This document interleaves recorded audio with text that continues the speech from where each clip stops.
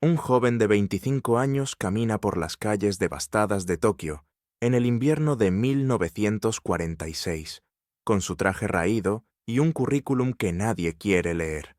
Ha sido rechazado por más de 100 empresas en apenas 6 meses. 12 años más tarde, ese mismo hombre habría creado un imperio tecnológico que revolucionaría la forma en que el mundo entero consume entretenimiento y tecnología. ¿Cómo lo logró? Akio Morita había nacido en una familia de prestigio, descendiente de una dinastía de productores de saké que se remontaba a más de 300 años en la ciudad de Nagoya. Durante generaciones, los Morita habían construido un negocio próspero y respetado, y se esperaba que Akio, como primogénito, continuara el legado familiar. Sin embargo, la guerra lo había cambiado todo. Durante la Segunda Guerra Mundial, Morita sirvió como teniente en la Armada Imperial japonesa, trabajando en proyectos de tecnología militar. Cuando las bombas atómicas cayeron sobre Hiroshima y Nagasaki en agosto de 1945, el Japón que él conocía dejó de existir para siempre. El país que enfrentó al regresar del servicio militar era irreconocible. Las ciudades principales estaban reducidas a escombros, millones de personas habían perdido sus hogares y la economía estaba completamente colapsada. La ocupación estadounidense había comenzado y con ella llegaron nuevas reglas, nueva moneda y un nuevo orden social que dejó a millones de japoneses sin empleo y sin futuro. Para un joven ingeniero con formación en física y electrónica como Morita, el panorama era especialmente desolador. Las fábricas estaban destruidas, la industria militar había sido desmantelada y las pocas empresas que operaban no tenían recursos para contratar personal nuevo. Morita comenzó su búsqueda de empleo con optimismo, confiando en su educación en la Universidad Imperial de Osaka y su experiencia técnica en la Marina. Sin embargo, carta tras carta de rechazo comenzaron a llegar. Algunas empresas ni siquiera respondían sus solicitudes. Otras lo citaban solo para decirle que no había posiciones disponibles o que su perfil no era el adecuado. En varias ocasiones le dijeron que estaba sobrecalificado para los puestos básicos disponibles, pero que no tenían posiciones de nivel superior. La humillación era constante y devastadora para alguien que había dedicado años de su vida a servir a su país con honor. Las estadísticas eran brutales. Para finales de 1946, más de 13 millones de japoneses estaban desempleados. La inflación alcanzaba niveles estratosféricos y el yen había perdido casi todo su valor. Morita veía cómo antiguos colegas y compañeros de universidad aceptaban trabajos de limpieza, vendían artículos en mercados negros o simplemente se rendían. Su familia en Nagoya lo presionaba para que regresara y asumiera el negocio familiar del sake, pero algo dentro de él se resistía. La guerra le había mostrado el poder de la tecnología y la innovación, y no podía resignarse a una vida tradicional produciendo bebidas alcohólicas. Después del rechazo número 80, Morita comenzó a cuestionar si su búsqueda tenía sentido. La desesperación lo llevó a considerar empleos cada vez menos relacionados con su formación. Aplicó a posiciones administrativas, trabajos de traducción con las fuerzas de ocupación e incluso consideró enseñar física en escuelas secundarias. Cada rechazo era un golpe más a su autoestima y a su visión del futuro. Las noches eran las peores, cuando la realidad de su situación lo golpeaba con toda su fuerza. Había estudiado durante años, servido a su país con lealtad, y ahora el mercado laboral lo trataba como si fuera invisible. Pero entonces, en la primavera de 1946, ocurrió algo que cambiaría su vida para siempre. Un antiguo colega de la Marina, Masaru Ibuka, lo contactó con una propuesta que sonaba completamente descabellada. Ibuka había fundado una pequeña empresa de reparación de equipos electrónicos en un edificio bombardeado de Tokio con apenas 20 empleados. El lugar era poco más que ruinas, sin calefacción adecuada, con el techo parcialmente destruido y rodeado de escombros. La empresa no tenía productos definidos, casi no tenía capital y su futuro era más que incierto. Sin embargo, Ibuka tenía una visión: crear productos electrónicos innovadores que el mundo nunca había visto. Morita visitó las instalaciones improvisadas de lo que Ibuka llamaba Tokyo Tsushin Kogyo, que significaba Compañía de Ingeniería de Telecomunicaciones de Tokio. Lo que vio debería haberlo desanimado por completo. Los empleados trabajaban con herramientas rudimentarias, reparando radios viejos para sobrevivir día a día. El capital inicial de la empresa era de apenas 190.000 yenes, una suma ridícula incluso para los estándares de la época. No había planes de negocio formales, no había contratos garantizados y ciertamente no había salarios seguros. Cualquier persona en su sano juicio habría dado media vuelta y continuado buscando un empleo real en una empresa establecida. Pero Akio Morita no era una persona común. Después de más de 100 rechazos, había aprendido una lección crucial. El camino convencional estaba cerrado para él. Las empresas establecidas no lo querían. El mercado laboral tradicional lo había descartado, y regresar al negocio familiar significaba renunciar a sus sueños. En ese edificio bombardeado, rodeado de escombros y trabajando con un grupo de soñadores tan desesperados como él, Morita vio algo que nadie más podía así. Vio una oportunidad de construir algo completamente nuevo, de crear un futuro que no dependiera de la aprobación de ningún gerente de recursos humanos. En ese momento, frente a la propuesta de Ibuka, Akio Morita tomó la decisión que definiría no solo su vida, sino el futuro de la industria tecnológica mundial. El 7 de mayo de 1946, Akio Morita firmó los papeles que lo convertían en cofundador de Tokyo Tsushin Kogyo, en un edificio de 3 pisos parcialmente destruido en el distrito de Nihonbashi en Tokio. El lugar había sido bombardeado durante los ataques aéreos aliados y el techo tenía agujeros por donde entraba la lluvia. Las paredes mostraban grietas profundas y el sistema eléctrico era tan precario que las luces parpadeaban constantemente.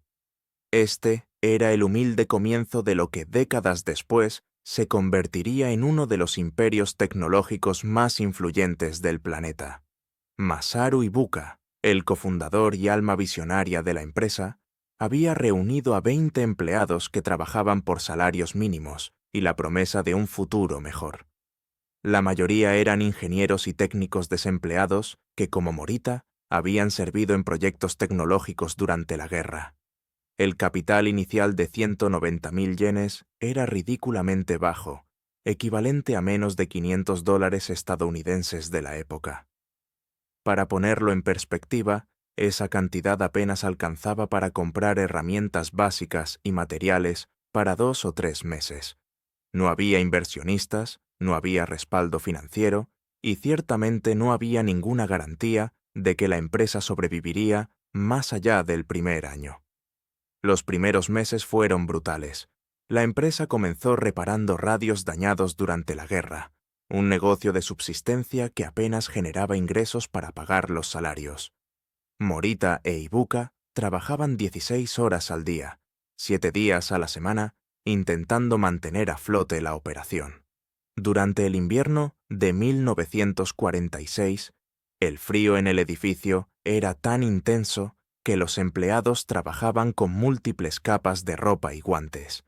La comida era escasa, y en más de una ocasión los fundadores tuvieron que posponer sus propios salarios para asegurar que los empleados recibieran algo. Era una existencia precaria que ponía a prueba la determinación de todos los involucrados. El primer producto que intentaron desarrollar fue un completo desastre. Diseñaron una olla arrocera eléctrica, pensando que sería un artículo práctico para las familias japonesas en la posguerra. La idea parecía brillante: crear un dispositivo que cocinara arroz perfectamente sin supervisión constante. Sin embargo, El prototipo fue un fracaso catastrófico. La olla quemaba el arroz en el fondo mientras dejaba crudo el de arriba, consumía enormes cantidades de electricidad y se sobrecalentaba peligrosamente. Después de meses de desarrollo y la inversión de recursos preciosos, tuvieron que abandonar el proyecto por completo. Solo vendieron 100 unidades antes de retirar el producto del mercado. El fracaso de la olla arrocera fue devastador para la moral del equipo. Habían invertido tiempo, dinero y esperanza en un producto que nadie quería comprar. Los rumores comenzaron a circular entre los empleados sobre un posible cierre de la empresa. Algunos consideraron buscar empleo en otros lugares, aunque las opciones seguían siendo extremadamente limitadas. Morita e Ibuka se enfrentaron a la realidad de que necesitaban un cambio radical en su estrategia. No podían seguir improvisando productos domésticos sin una visión clara y diferenciadora. Necesitaban encontrar algo que verdaderamente los distinguiera en el mercado. Fue entonces cuando Ibuka propuso una idea audaz: enfocarse exclusivamente en la electrónica de consumo innovadora, específicamente en tecnología de audio. Durante la guerra, ambos habían trabajado con equipos de comunicación militar y entendían profundamente los principios de la electrónica.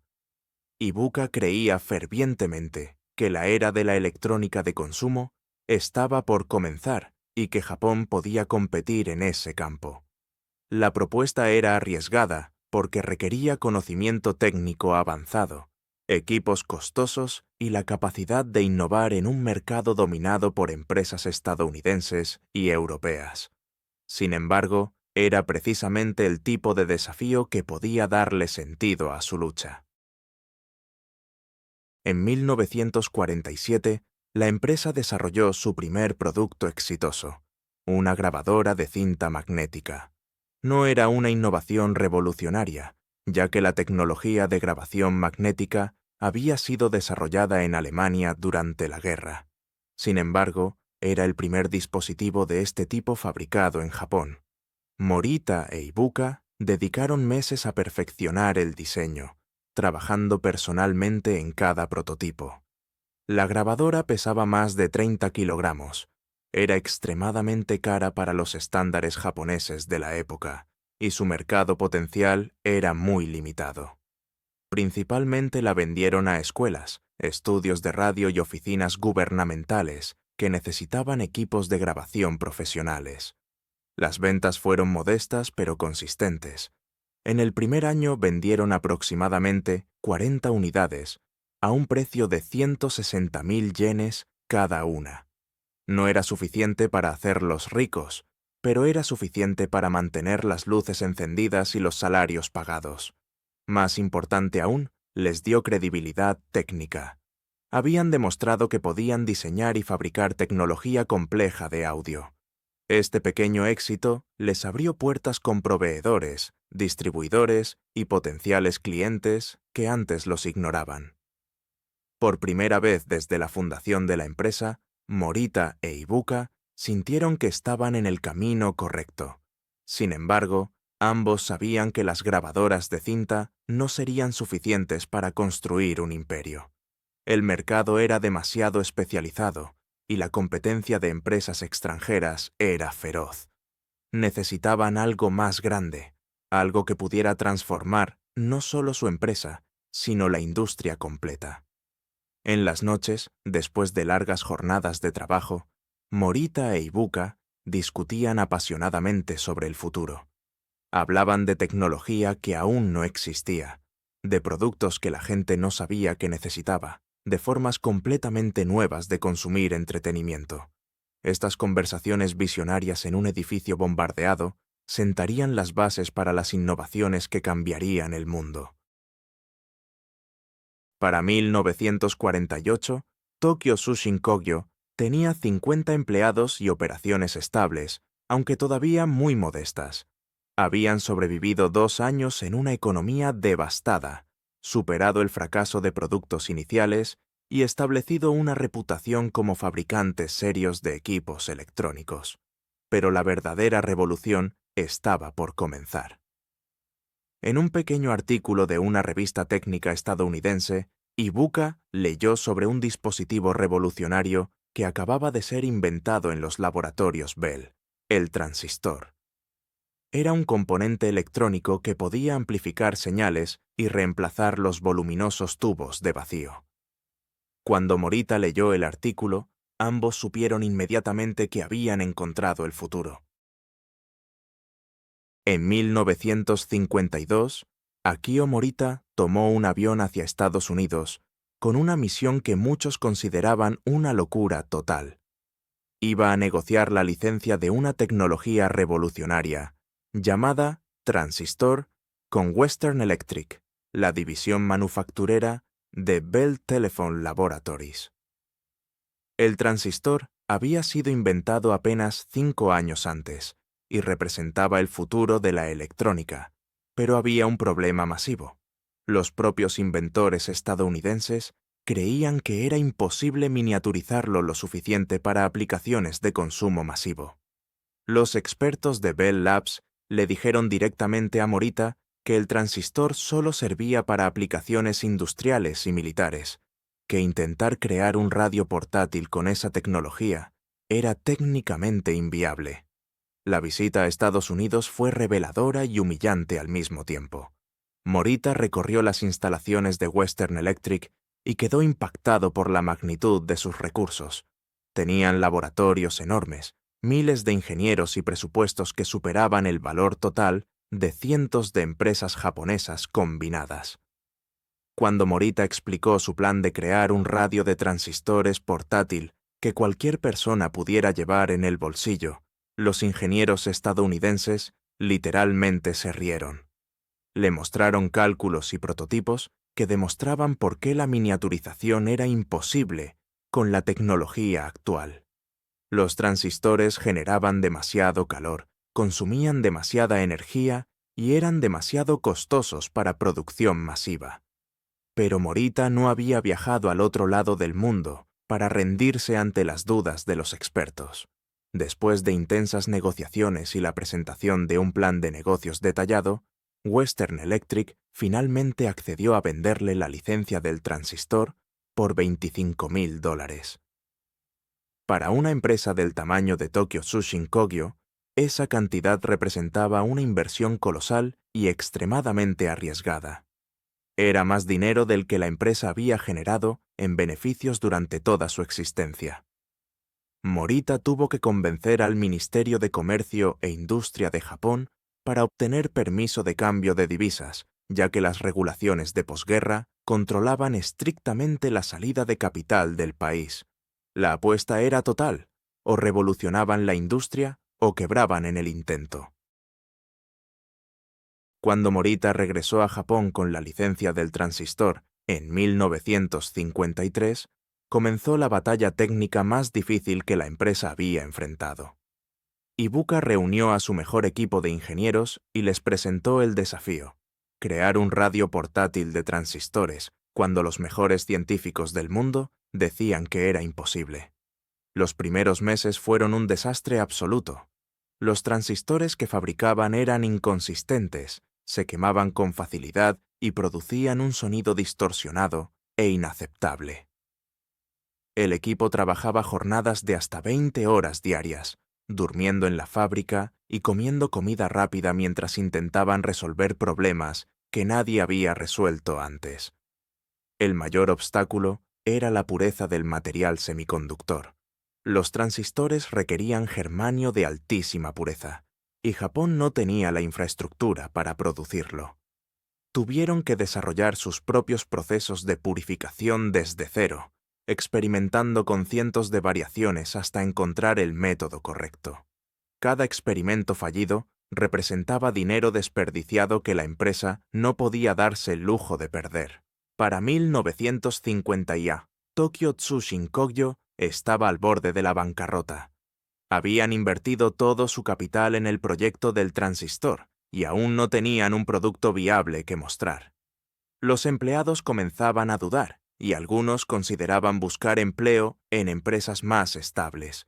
Pero entonces en agosto de 1950 ocurrió el avance.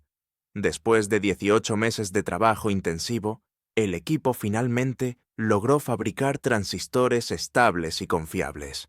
Más importante aún, habían desarrollado un método de producción que era escalable y rentable.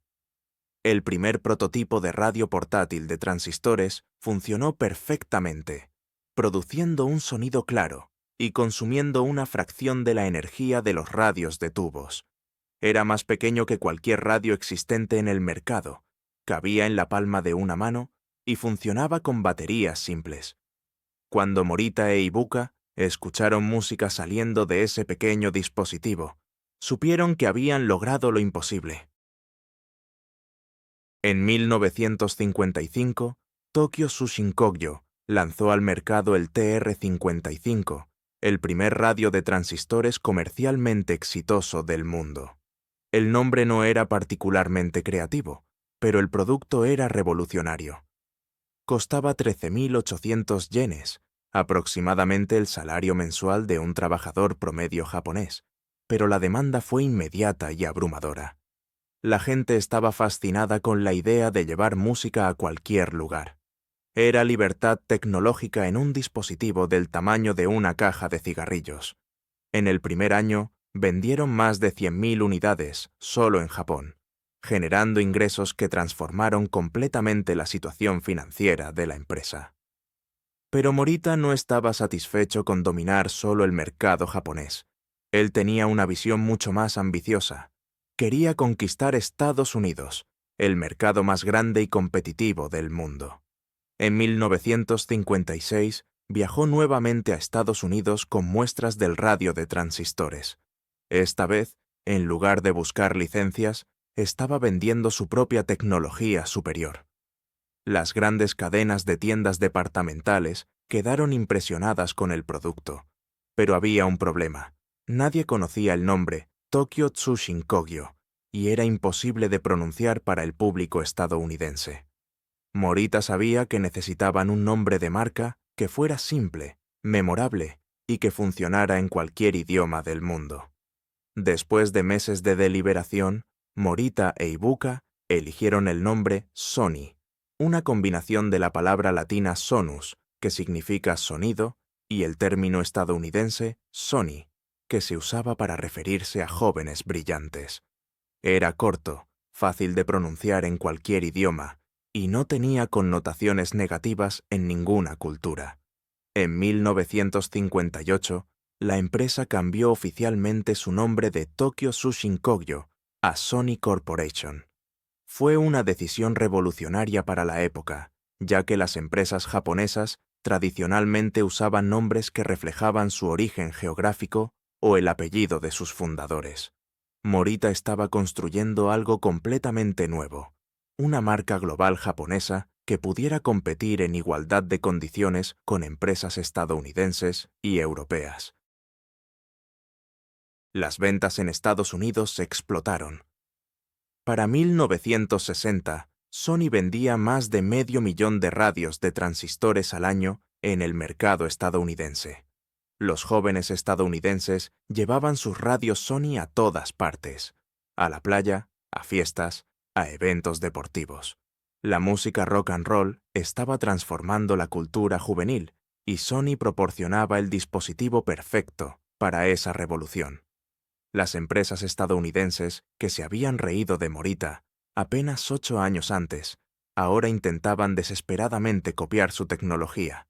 Pero Sony tenía años de ventaja en conocimiento y experiencia de fabricación. Habían logrado lo que los expertos dijeron que era imposible, y ahora dominaban una industria que ellos mismos habían creado. En 1968, Sony lanzó al mercado los televisores Trinitron, una tecnología que revolucionaría la industria de la televisión durante más de 3 décadas. Mientras otras empresas usaban 3 cañones de electrones para proyectar los colores básicos, rojo, verde y azul, Sony desarrolló un sistema de un solo cañón con 3 haces que producía imágenes significativamente más brillantes y nítidas. La inversión en investigación y desarrollo había sido colosal, superando los 100 millones de dólares en una época donde esa cantidad representaba una fortuna para cualquier empresa japonesa. Morita había apostado todo al Trinitron, convencido de que la calidad superior justificaría un precio más alto en el mercado. Los escépticos le advirtieron que los consumidores no pagarían más por una mejor imagen, pero estaban completamente equivocados. Los televisores Trinitron se convirtieron en el estándar de oro de la industria. Para 1970, Sony vendía más de 1 millón de unidades al año en todo el mundo. Los estudios de televisión profesionales comenzaron a usar monitores Trinitron porque ofrecían la reproducción de color más precisa disponible. Las ventas generaron miles de millones de dólares en ingresos durante las siguientes décadas, consolidando a Sony como líder indiscutible en tecnología de video. Más importante aún, el éxito del Trinitron demostró que los consumidores sí estaban dispuestos a pagar más por calidad superior cuando la diferencia era clara y tangible. Esta lección guiaría todas las futuras innovaciones de Sony. Pero la innovación más icónica de Sony estaba por llegar. En 1978, Masaru Ibuka, quien ya tenía 70 años, le pidió a los ingenieros de Sony que crearan un dispositivo que le permitiera escuchar ópera durante sus largos vuelos internacionales. Quería algo pequeño, ligero y con calidad de sonido excepcional. Los ingenieros presentaron un prototipo modificando una grabadora portátil, eliminando la función de grabación y agregando auriculares estéreo de alta calidad. Cuando Morita vio el dispositivo, inmediatamente reconoció su potencial revolucionario. No era solo un producto para ejecutivos mayores en aviones, era una forma completamente nueva de consumir música que transformaría la cultura juvenil global. La junta directiva de Sony se opuso rotundamente al proyecto. Argumentaban que un dispositivo que solo reproducía música sin capacidad de grabación no tenía sentido comercial. Los estudios de mercado mostraban que los consumidores no estaban interesados en un reproductor portátil sin función de grabación. Los distribuidores se negaban a hacer pedidos grandes porque consideraban el concepto confuso y limitado. Incluso algunos de los ingenieros senior dudaban del proyecto. Sin embargo, Morita tenía una convicción inquebrantable sobre el potencial del producto. Ordenó la producción inmediata de 30.000 unidades y lanzó el Walkman en julio de 1979, apostando su reputación personal al éxito del dispositivo. Los primeros días después del lanzamiento fueron aterradores. Las ventas iniciales fueron lentas y los críticos se burlaban del concepto. Algunos columnistas escribieron que Sony había cometido su primer gran error estratégico. Los inventarios se acumulaban en las tiendas y los distribuidores comenzaban a exigir devoluciones. Morita no se inmutó. Implementó una campaña de marketing sin precedentes, colocando a jóvenes con Walkmans en las calles de Tokio y organizando eventos donde la gente podía probar los dispositivos gratuitamente. La estrategia funcionó brillantemente. Una vez que las personas experimentaban la libertad de escuchar su música favorita mientras caminaban, corrían o viajaban, quedaban instantáneamente enganchadas. En 6 meses, el Walkman se había convertido en un fenómeno cultural global.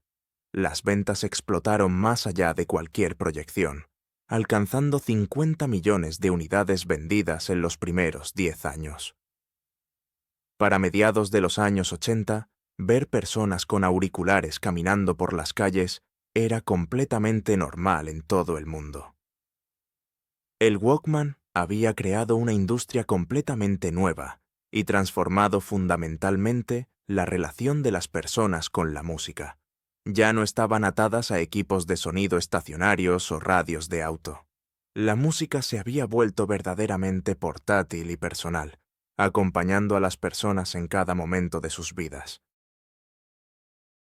Durante los años 80, Sony consolidó su posición como uno de los gigantes tecnológicos más admirados del mundo.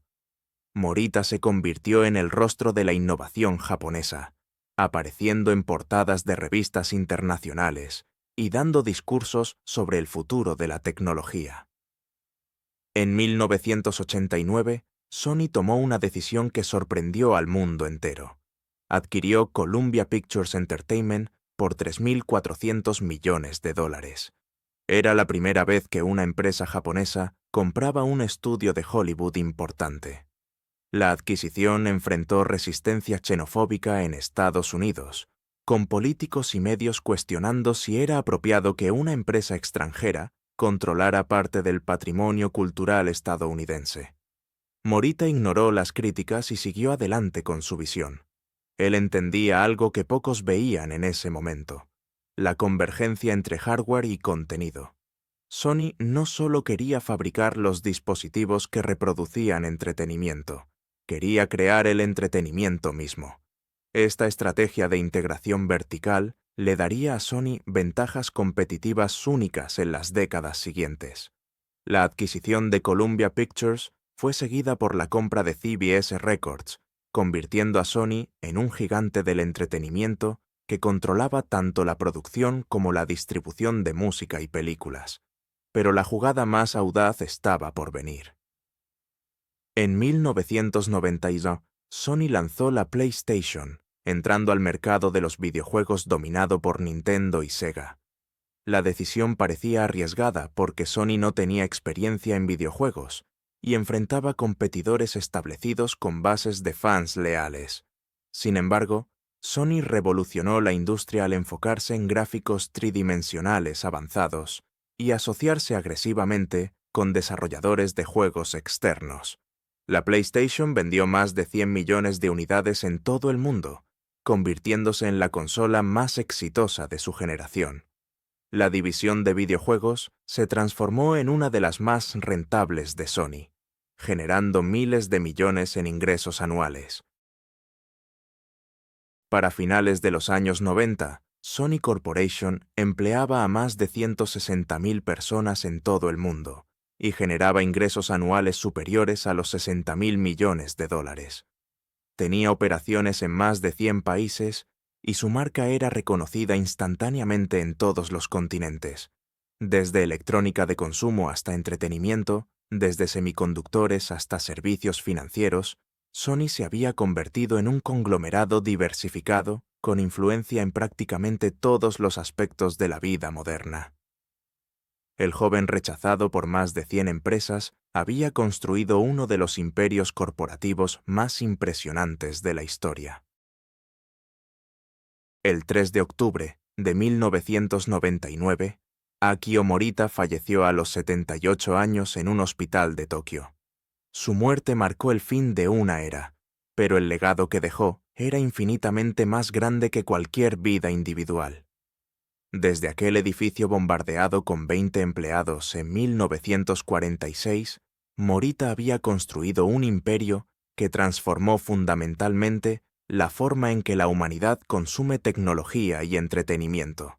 Sony Corporation se había convertido en sinónimo de innovación japonesa, demostrando al mundo que las empresas asiáticas no solo podían competir con Occidente, sino superarlo en calidad, diseño y visión estratégica.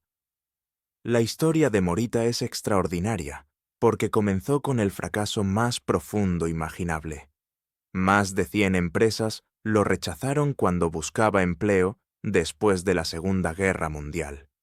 En cualquier métrica convencional, era un perdedor absoluto en un país devastado sin futuro aparente.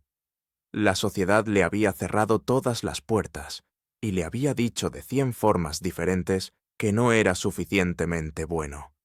Pero en lugar de aceptar el veredicto del mercado laboral, Morita tomó la decisión más arriesgada posible: crear su propio camino. Junto con Masaru Ibuka, apostó todo a una visión que nadie más compartía en ese momento. Esa decisión tomada en la desesperación se convertiría en una de las apuestas empresariales más exitosas de la historia. Lo que distingue a Morita de otros empresarios exitosos es su inquebrantable fe en la innovación como motor del crecimiento.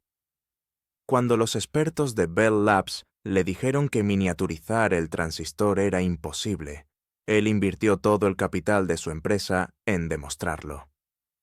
Cuando su junta directiva rechazó el Walkman por considerarlo un producto sin sentido comercial, él forzó su producción de todas formas. Cuando el mundo dudaba que una empresa japonesa pudiera crear una consola de videojuegos exitosa, lanzó la PlayStation. Una y otra vez, Morita apostó contra el consenso de los expertos y ganó.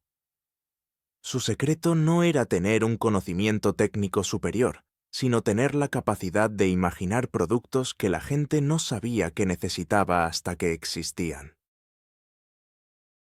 La filosofía de Morita sobre la innovación era revolucionaria para su época. Él creía que las empresas no debían seguir a los consumidores preguntándoles qué querían, sino liderar creando productos que transformaran sus vidas. Esta visión contradecía todo lo que se enseñaba en las escuelas de negocios occidentales durante los años 50 y 60.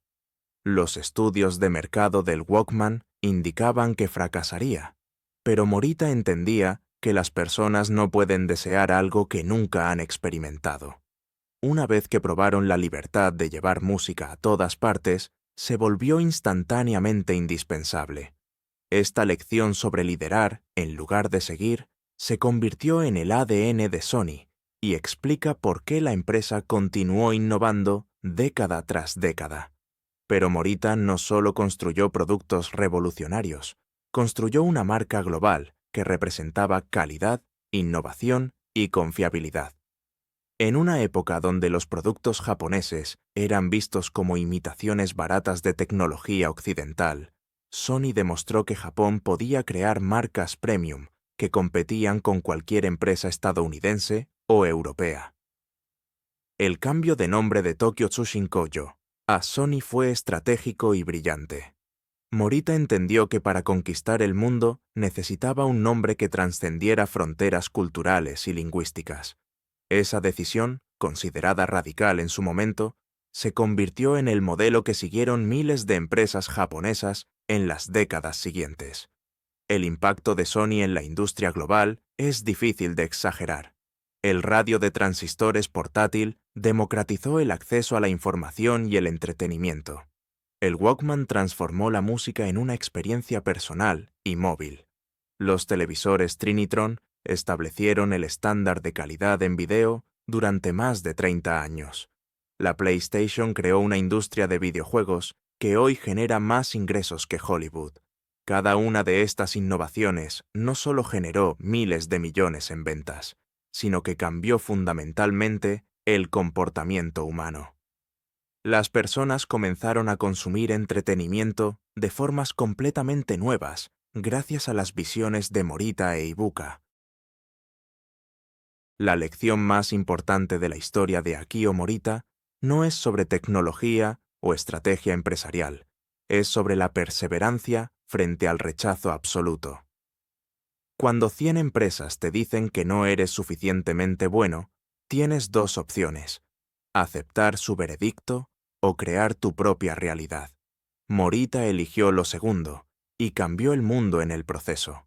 Demostró que los rechazos no definen tu potencial, sino que las puertas cerradas pueden ser bendiciones disfrazadas que te fuerzan a crear caminos completamente nuevos. Si hubiera conseguido empleo en cualquiera de esas 100 empresas, probablemente habría tenido una carrera respetable, pero convencional. En lugar de eso, el rechazo lo empujó a construir algo infinitamente más grande. Hoy, Sony Corporation continúa siendo uno de los conglomerados de tecnología y entretenimiento más influyentes del planeta. Emplea a más de 100.000 personas en todo el mundo y genera decenas de miles de millones de dólares en ingresos anuales. Su marca es reconocida instantáneamente en todos los continentes y sus productos están presentes en prácticamente todos los hogares del mundo desarrollado. Pero más allá de las cifras impresionantes, Sony representa algo más profundo: la prueba de que la innovación genuina puede venir de cualquier lugar y que las circunstancias iniciales no determinan el destino final. La vida de Akio Morita nos enseña que los grandes imperios no nacen de situaciones privilegiadas, sino de la combinación de visión audaz, perseverancia inquebrantable y la voluntad de apostar todo cuando crees en algo. Desde un edificio bombardeado con 20 empleados hasta un conglomerado global con operaciones en más de 100 países, Sony es el testamento vivo de lo que es posible cuando te niegas a aceptar las limitaciones que otros intentan imponerte. Aquel joven rechazado por más de 100 empresas en el invierno de 1946 no solo fundó una compañía exitosa, creó un legado que inspirará a emprendedores durante generaciones. Si este video te gustó, por favor dale like y suscríbete para seguir disfrutando de nuestras historias de superación y éxito empresarial.